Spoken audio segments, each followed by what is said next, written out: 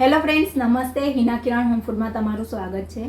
Friends, આજે આપણે કેરી અને ખારેકનું ગળ્યું અથાણું બનાવીશું, જે બનાવવાનું ખૂબ જ સહેલું છે અને આ અથાણું સ્વાદમાં એકદમ સુપર બને છે. તો અથાણું બનાવવાની આ રેસીપી જો આપને ગમે તો રેસીપીને એક લાઇક આપીને વિડીયોને તમારા ફ્રેન્ડ્સ અને ફેમિલી મેમ્બર્સની જોડે શેર જરૂરથી કરજો. આખું વર્ષ લાલ ચટક રહે તેવું રસાદાર અને ખાટું મીઠું ખારેક કેરીનું અથાણું બનાવવા માટે મેં 250 ગ્રામ સૂકી ખારેકના બી કાઢી તેના 2 ભાગ કરી લીધા છે. આમ કરવાથી ખારેક જલ્દી અથાઈ પણ જશે અને 2 ભાગ થઈ જવાને કારણે ખારેકના દરેક ભાગમાં અથાણાનો મસાલો સારી રીતે ભરાશે, જેને લીધે ખારેકનું અથાણું ખાવામાં એકદમ ટેસ્ટી પણ લાગશે. ખારેકનું અથાણું બનાવવા માટે પહેલાં આપણે ખારેકને આથવાની છે. તો અહીં મેં ખારેકને એક કાચના બાઉલમાં લઈને તેમાં 1 કપ જેટલું પહેલાંથી સ્ટોર કરીને રાખેલું કેરીનું ખાટું પાણી ઉમેર્યું છે. પણ જો તમારા પાસે આવું સ્ટોર કરેલું કેરી આથેલું ખાટું પાણી ન હોય તો આ અથાણું બનાવવા માટે આપણે જે કેરી આથવાના છીએ તેના ખાટા પાણીમાં ખારેકને 7 થી 8 કલાક પલાળશો તો પણ ચાલશે. તો અહીં મેં ખારેકને બરાબર પલાળી ઢાંકીને સાઈડ પર મૂકી દીધી છે. આ રીતે ખારેકને ખાટા પાણીમાં પલાળી 1 દિવસ રહેવા દેવાની છે, જેથી ખારેક સરસ પલળીને ફૂલી જશે. આપણે ખારેક અને કેરીનું અથાણું બનાવી રહ્યા છીએ, એટલે હવે કેરીની છાલ ઉતારી ટુકડા કરી તેને પણ આથી લઈએ. તો અહીં મેં અથાણા માટેની સ્પેશિયલ રાજાપુરી કેરી પસંદ કરી છે, જેનું વજન 1 કિલો છે. રાજાપુરી કેરી દળદાર હોવાને કારણે આપણે મોટાભાગે અથાણા માટે આ જ કેરી વાપરતા હોઈએ છીએ. ખારેક અને કેરીના માપમાં તમે તમારા ટેસ્ટ પ્રમાણે વધઘટ કરી શકો છો. અહીં મેં 250 ગ્રામ ખારેકની સામે 1 કિલો કેરી વાપરી છે, પરંતુ તમે ખારેક વધુ અને કેરી ઓછી એ રીતે માપ લેશો તો પણ ચાલશે, અથવા બંનેનું માપ સરખું લેશો તો પણ ચાલશે. અહીં હું કેરીની છાલ ઉતારી રહી છું અને તમે જોઈ રહ્યા છો કે હું કેરીની છાલ થોડી જાડી ઉતારી રહી છું. આ રીતે કેરીની જાડી છાલ ઉતારવાથી કેરીની નીચેનો કડક ભાગ પણ ઉતરી જાય છે, જેથી કેરી જલ્દી અથાઈ જાય છે અને અથાણું ખાતી વખતે કેરીના ટુકડા પણ ચવડ નથી લાગતા. તો અહીં મેં બંને કેરીની છાલ ઉતારી લીધી છે અને કેરીના મીડિયમ સાઇઝના ટુકડા પણ કરી લીધા છે. એટલે સમારેલી કેરીના ટુકડાને આપણે એક મોટા સ્ટીલના બાઉલમાં ઉમેરીશું. સાથે કેરી આથવા માટે 1 ટેબલસ્પૂન મીઠું અને 1 ટેબલસ્પૂન હળદર ઉમેરી હળદર મીઠાને કેરીમાં બરાબર ભેળવી દઈશું. હળદર મીઠું કેરીમાં મિક્સ કરી લીધા પછી હજી થોડીવાર કેરીને આ રીતે ઉછાળી લઈશું, તેથી હજુ પણ સારી રીતે કેરી ઉપર હળદર અને મીઠું કોટ થઈ જશે અને તેમાંથી પાણી છૂટવા લાગશે. એટલે કેરીવાળા આ બાઉલને 1 દિવસ ઢાંકીને રહેવા દઈશું અને વચ્ચે દિવસમાં 2 થી 3 વાર કેરીને ઉછાળી લઈશું. તો અહીં આપણે જે ખારેક આથીને રાખી છે તેને 1 દિવસ થઈ ગયો છે અને ખારેક પણ સરસ અથાઈને ફૂલી ગઈ છે, તેમજ નખ લગાવતા તૂટી જાય એટલી પોચી પણ થઈ ગઈ છે. અથાણું બનાવવા માટે આપણે આવી જ ખારેકની જરૂર છે. તો હવે આ અથાયેલી ખારેકને કોરી કરવા માટે ખારેકને ચાળણીમાં નાખી તેમાંથી બધું જ ખાટું પાણી નિતારી લઈશું. તેમજ ખારેકને કોટનના કપડા ઉપર છૂટી છૂટી પાથરી 5 થી 7 કલાક રહેવા દઈશું. ત્યારબાદ આપણે જે કેરી આથીને રાખી હતી તેને પણ ચેક કરી લઈએ.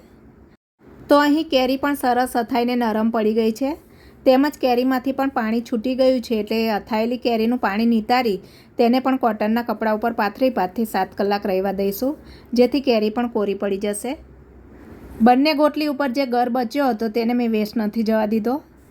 તેને પણ મેં ખમણીથી ખમણીને તેનું છીણ તૈયાર કરી લીધું હતું અને તેમાં 1/2 ટીસ્પૂન મીઠું અને 1/2 ટીસ્પૂન હળદર ઉમેરીને તેને પણ આથી લીધું હતું. તો અહીં હું તેને પણ પાથરી રહી છું. આ છીણ પણ 5-6 કલાકમાં કોરું પડી જશે. આ રીતે ગોટલી પરના ગરનું છીણ તૈયાર કરીને અથાણામાં ઉમેરવાથી અથાણું થોડું જાડું અને લચકા પડતું બનશે. તો બંને વસ્તુ કોરી પડે ત્યાં સુધી આપણે અથાણાનો મસાલો તૈયાર કરી લઈએ. તો અહીં મેં 200 ગ્રામ સિંગતેલને મીડિયમ ફ્લેમ ઉપર ગરમ થવા રાખી દીધું છે. અથાણામાં સિંગતેલ ઉમેરવાથી અથાણું એકદમ સ્વાદિષ્ટ બને છે. તો બની શકે તો અથાણું બનાવવા માટે સિંગતેલ જ વાપરવું. મસાલો કરવા માટે મેં અહીં એક મોટા વાસણમાં 100 ગ્રામ ધાણાના કુરિયા ઉમેર્યા છે. તેને હાથથી આ રીતે ફેલાવી અંદરની સાઈડમાં 100 ગ્રામ રાઈના કુરિયા ઉમેરીશું. રાઈના કુરિયાને પણ બરાબર ફેલાવી વચ્ચે ખાડો કરીને તેમાં 50 ગ્રામ મેથીના કુરિયા ઉમેરી ફરી એકવાર ફેલાવીને ખાડો કરી લઈશું. દરેક વખતે નવો મસાલો ઉમેરી તેને આ રીતે ફેલાવતા જવાનું છે. ત્યારબાદ હવે 3 ટેબલસ્પૂન વરિયાળી ઉમેરીને તેને પણ ફેલાવી દઈશું. હવે મસાલામાં 10 થી 15 આખા મરી અને 10 થી 15 લવિંગ ઉમેરી વચ્ચે ખાડો કરીને તેમાં 1 ટેબલસ્પૂન હિંગ ઉમેરીશું.